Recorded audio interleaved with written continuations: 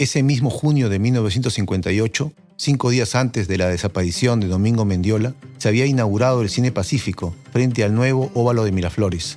La calle Grau era entonces el típico barrio entre tradicional y moderno. Había residencias cómodas, republicanas y otras elegantes, tipo neocoloniales.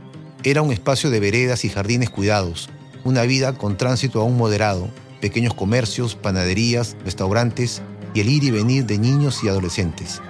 Tiempos en que el vecino aún conocía y saludaba a sus pares. El mar no estaba lejos de la calle Grau y el rumor de las olas podía escucharse en las casas, a cualquier hora del día, especialmente durante las noches. Ese día cayó martes. Era el martes 24 de junio de 1958, cuando Domingo Mendiola García salió de su casa a las 7 de la mañana, rumbo al Colegio Modelo, en el centro de Lima. En esa vivienda vivía con su tía Leonor, a quien llegó a decir que antes de ir al colegio iba a donde un familiar en la calle Sandia, en el mismo centro, pero no llegó a ningún lado, ni a la casa del familiar, ni al colegio, ni volvió a su residencia en la calle Grau número 598. A los 12 años, Domingo cursaba el segundo año de secundaria y para llegar al centro tomaba el bus de la línea Tacna-Trípoli y se bajaba en la misma avenida Tacna.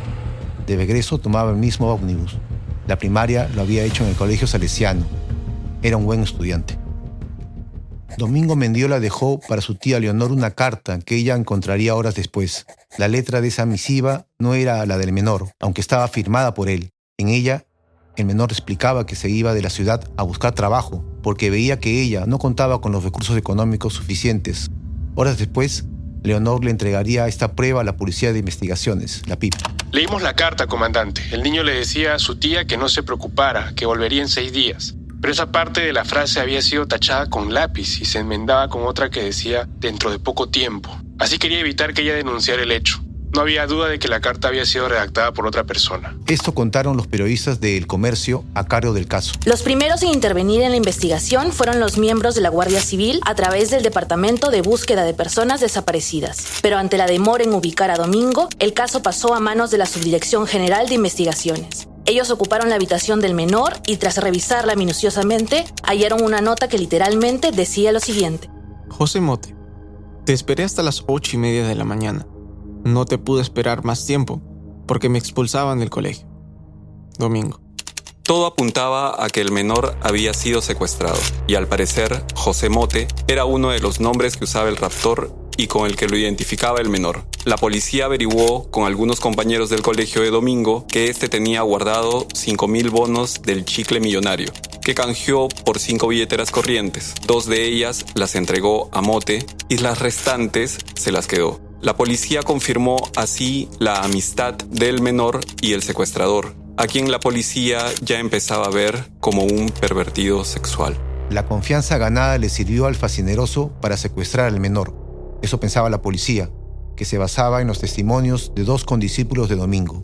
Ellos señalaron a un hombre adulto que merodeaba el colegio y había estado cerca de la víctima un par de meses antes. El retrato hablado que se elaboró sirvió para buscar sospechosos en los archivos del Gabinete Central de Identificación Policial y Criminalística. El domingo 29 de junio de 1958 se identificó al pervertido secuestrador, como lo llamaba la policía. La clave de la identificación del principal sospechoso fue una foto que los investigadores hallaron en un cuaderno del menor. La imagen la confirmaron los compañeros de Domingo Mendiola en el Colegio Modelo de Lima. Se llamaba Seferino Machado del Águila y tenía antecedentes policiales. La búsqueda fue literalmente en todo el país. Con el identikit a la mano, el cerco policial se armó y los agentes esperaban hallar al sujeto junto al niño. Pero las pistas llevaron a la policía a distintos lugares. Uno de ellos fueron los acantilados de Magdalena del Mar, donde descubrieron en una cueva de 2 metros cuadrados apenas pruebas de que allí habían pasado por lo menos 2 días ocultos. La policía confirmó los nombres que usaba Seferino Machado del Águila. Decía llamarse José dos Santos del Águila y también José Mote Águila. Con este último nombre lo conocía su reciente víctima. También confirmaron que el depravado era un ex convicto de la cárcel central de varones de Lima. Un cuaderno de notas y una lista de apuntes del colegial se hallaron en una cueva que estaba a la altura del cuartel San Martín, justo en medio de los acantilados.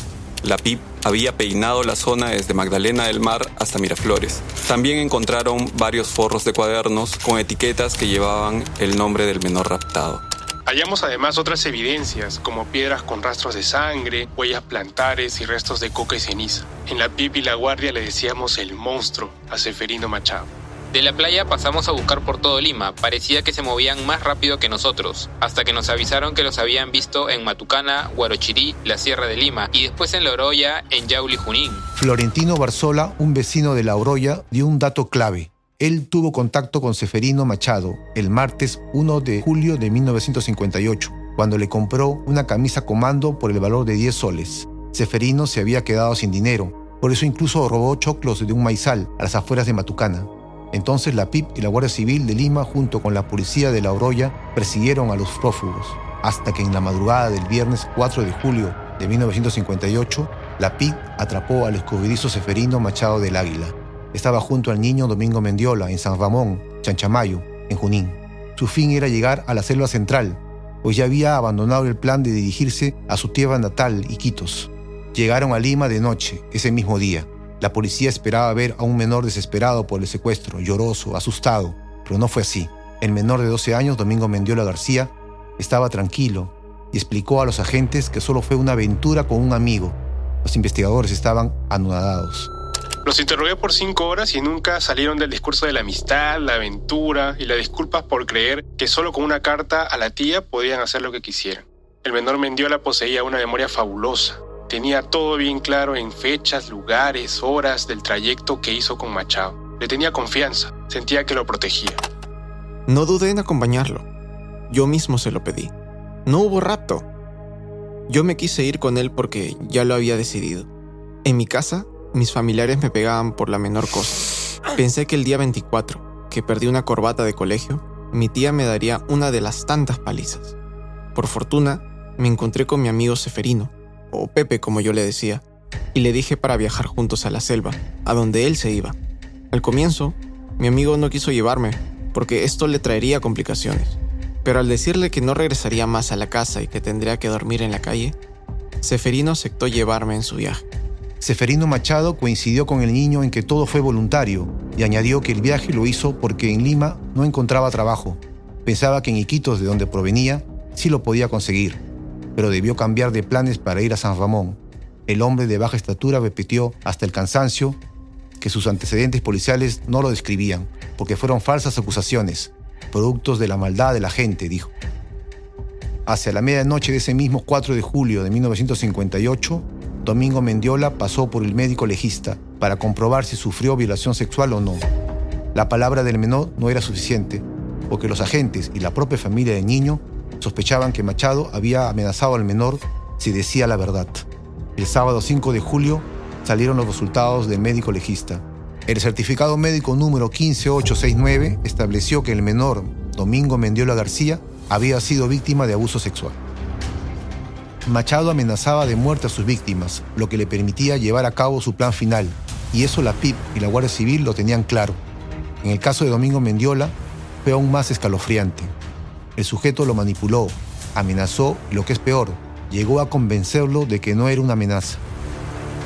Seferino Machado del Águila fue juzgado y sentenciado a largos años de prisión, volviendo a la cárcel central de varones, dentro de la penitenciaría de Lima, el mismo lugar donde solo 7 meses antes, el 12 de diciembre de 1957, habían fusilado a Jorge Villanueva, el monstruo de Armendáriz. Si este episodio te cautivó, no puedes perderte la próxima entrega de La Última Pista. Aún hay más relatos de misterios y crímenes sin resolver que aguardan nuestras páginas. Esto fue El Comercio Podcast.